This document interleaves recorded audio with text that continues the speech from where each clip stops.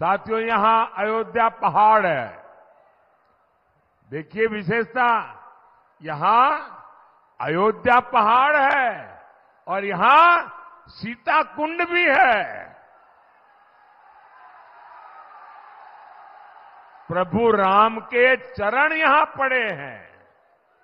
यहां 500 साल बाद जब हमारे देश में प्रभु राम का भव्य मंदिर, उसमें हमारे राम लला विराजे है। आपको आनंद हुआ कि नहीं हुआ? आपको खुशी हुई कि नहीं हुई? बोलिए जय श्री राम। উনি যা দাবি করে গেছেন সেটা প্রধানমন্ত্রী নরেন্দ্র মোদীজি, সেটার আমরা তীব্র বিরোধিতা করছি। উনি যে কথাটা বলছেন এখানে সীতাকুণ্ড, রাম সীতার চরণ এখানে পড়েছিল, সেটা আমরা বিশ্বাস করি না। আমাদের লোককথাতে এটা নেই। এটা আমাদের একটা পুণ্যভূমি। পুরুষ মাত্রেই সাঁওতাল সমাজে একবার হলেও জীবনে যেতেই হবে। সেই সুতান টান্ডিতে উনি বলছেন এখানে রাম সীতা এসেছিলেন, তীর দিয়ে নাকি জলের তৃষ্ণার মেটানোর জন্য ওখানে যে গল্প বলছেন ঝর্ণা বের করানো হলো, সেটা সর্বৈব মিথ্যা। প্রধানমন্ত্রীর যে দাবি তার বিরোধিতা করছে। হ্যাঁ, সম্পূর্ণ বিরোধিতা করছি। নির্বাচনের সময় কেমন ভাবে বিরোধিতা করবেন? আমরা ভোট প্রক্রিয়ার মাধ্যমেই বিরোধিতা করব। ভোটটা কোন দিকে যাবে আপনাদের? আমাদের ভোট বিজেপি বাদ দিয়ে ধর্মনিরপেক্ষ যে কোনো দলকে মানুষ দেবে। উন্নয়নের কথা না বলে মন্দিরের কথা বললেন, ধর্মের কথা বললেন, আমাদের ধর্মের কথা তো বললেন না। সাঁওতালদের ধর্ম প্রাচীন ধর্মগুলোর মধ্যে অন্যতম। 60,000 বছর আগে সাঁওতালদের ধর্ম বিখ্যাত নৃতাত্ত্বিকবিদ স্টিফেন ফ্রান্স বলেছেন 60,000 বছর পূর্ণ ধর্ম হলো সাঁওতালদের ধর্ম, সারি ধর্ম।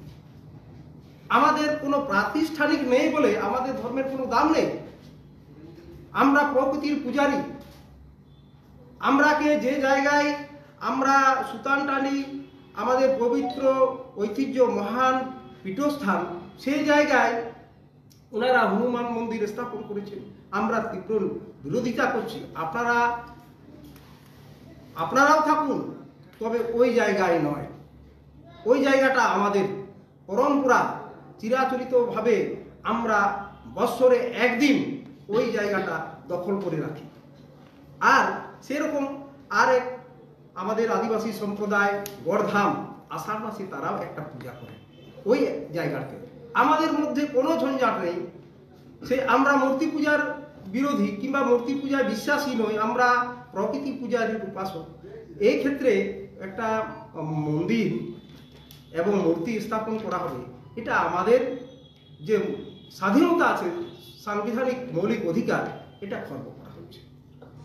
বিভিন্ন জাতির মানুষ প্রাচীনকাল থেকে ভারতবর্ষে সহ অবস্থান আছে। এটাকে উনি অভিন্ন দেওয়ানি আইনের মাধ্যমে সেটাকে নস্যাৎ করতে চাইছেন।